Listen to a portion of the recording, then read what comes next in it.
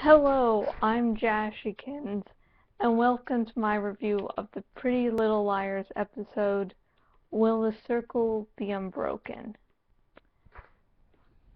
Now, sort of a big plotline, at least to me, is Spencer going crazy. And at the end of last episode, we saw her just go insane after finding what she presumes to be Toby's body dead. And so at the start of this episode, she's in Ridley Hospital, or Ridley whatever the hell, and she's actually there with no one knowing her name. And it's not because, the A-team made it so, it's because Spencer has gotten just overloaded at this point, and it's like, I don't want to be Spencer Hastings anymore. And so she even has a little hallucination at one point, seeing her therapy group being the other three liars. Yay!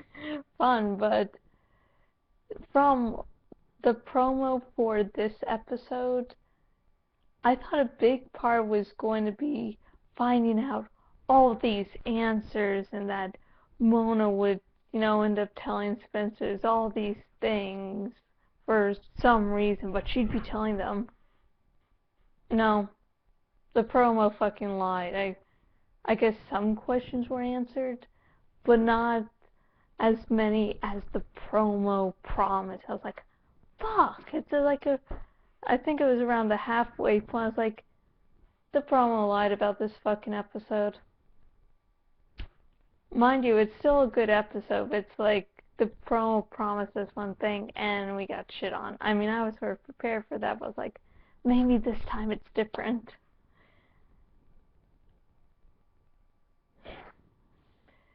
And when I said Toby's presumed dead, it seems that things come out then that Toby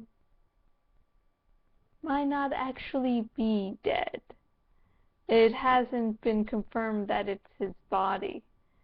And it's Grace Spencer's line of, like, saying it was his body. I could recognize it by the the tattoo Toby has. I wouldn't say wears because something you wear you can usually take off, except if it's like a jacket and the zipper gets stuck, which did not happen to me last Sunday. I'm in Florida and I wear a jacket. Go figure. But all in all, the Spencer storyline this last few episodes has been really good. Even though the promo lied, the Spencer was just awesome. She's just awesome when she's down, when she's at the end of her rope, when she's like, I don't want to continue on. She is awesome. And while I love seeing her just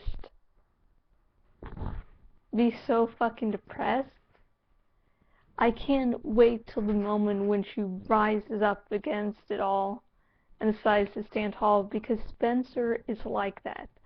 You can hit her with a lot of shit, but she fucking gets back up. It may take her a while, but she'll get up. So look what she had to deal with.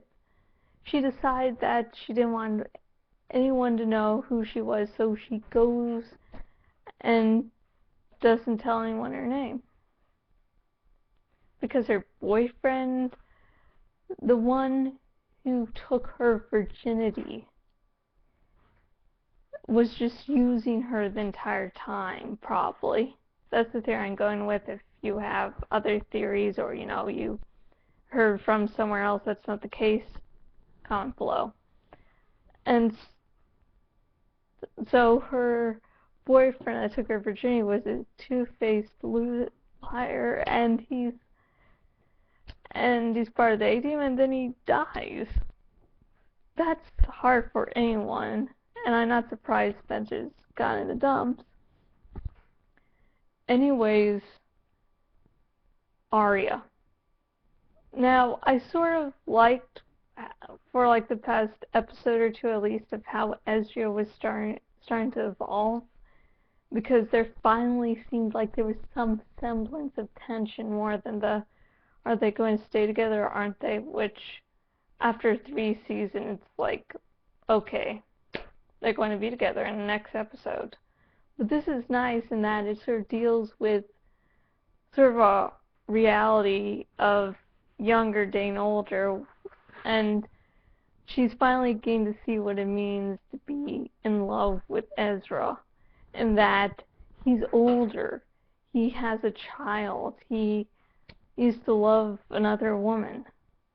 And this, to get this out of the way, listen folks, you're probably not your others first. Maybe in some cases, but don't count on it. They'll have had girlfriends and boyfriends before you. So the whole thing with Ezra now is the whole really seeing what it means. Because, yeah, child like changes everything.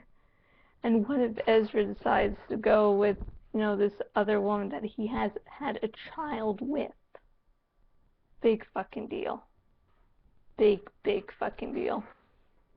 So it's okay for like episode or two, like Ezra's finally getting interesting again. I used to love Ezra, but then it grew boring. And so I was like, yes.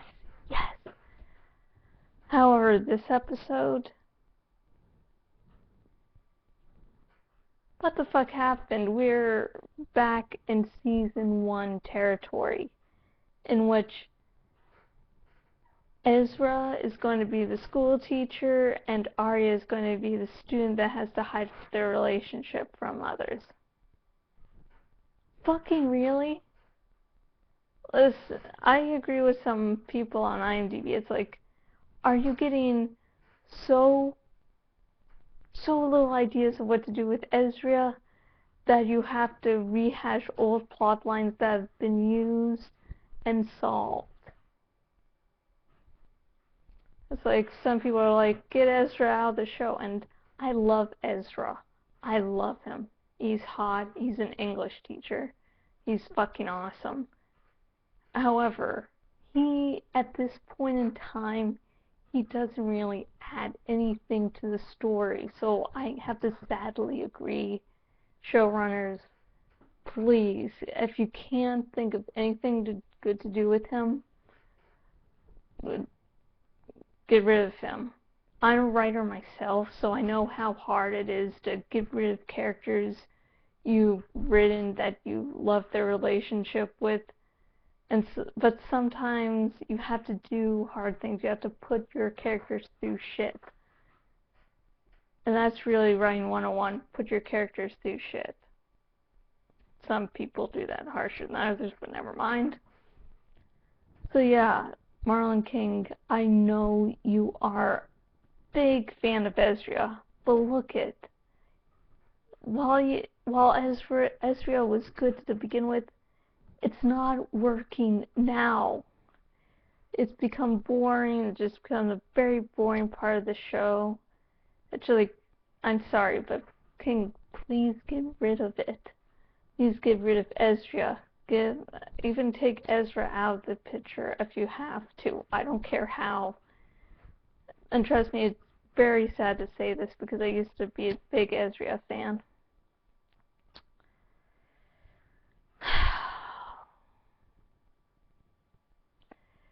Oh, Wilton's back. Fucking hated him back.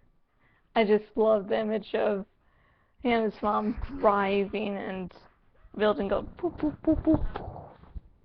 I was like, yes, he's dead. I don't know how his body moved, but he's dead. And then he's alive. It's like, fuck. But hey, this really sort of good villain of the show shouldn't have been killed by being run over. It would have been fun. I'm a fucking cool bitch. Let's see. Mona was good. She appeared for a short while. I say before, I thought she would play at least a bigger part in the episode, but nope. There was something about Lamb that turns out to be someone who worked there. In short, Pretty Little Liars, will the circle be unbroken? It is actually a decent episode. The highlight, of course, being Spencer Hastings. Awesome. Also nice to see Hannah's teaching her mother how to lie, giving her some tips. So yeah, and also on, not Maya, Emily, the girls that Paige hangs out with. Nice to see Paige's circle sort of expanded. Let me say again, I don't really trust Paige. I just wanted her to be evil, because the evil sort of look she had like a few times, I want to see her go evil so I can see more of that shit. Because for some reason, when you become evil, you become a lot hotter. Notice that? Anyways, I am Jashykins, owner at jashykins.blogspot.com. If you want to contact me for whatever reason, say, let's talk about Pretty Little Liars, to tell me about your one true pairing or some pairings you like, be they canon or non-canon, and tell you the truth, sometimes the non-canon shit can fucking awesome, like crossovers. Anyways, you can contact me on Twitter at jashykins, Facebook at facebook.com/jashykins fanpage, or now I'm really getting into Tumblr, so you can contact me there at jashykins.tumblr.com.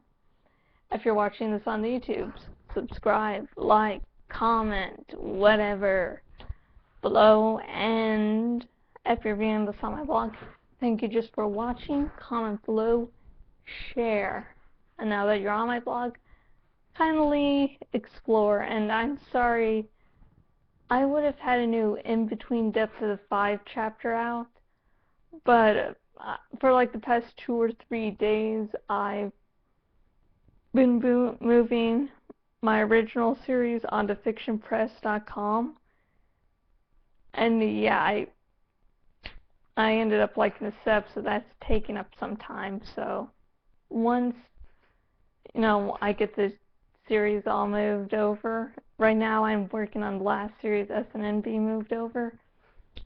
So after that, things should at least get sort of back on schedule. And hey, until next video, goodbye.